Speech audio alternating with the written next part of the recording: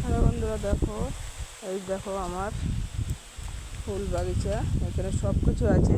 এই দেখো আদা লাগিয়েছি, পুঁই শাক, বেগুন গাছ, লঙ্কা গাছ,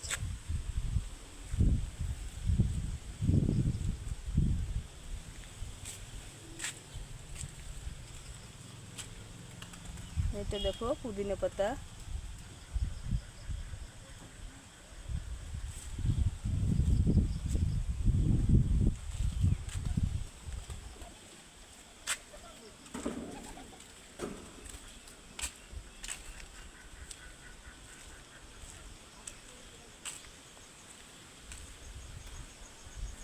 দেখো কত সুন্দর ফুল হয়েছে।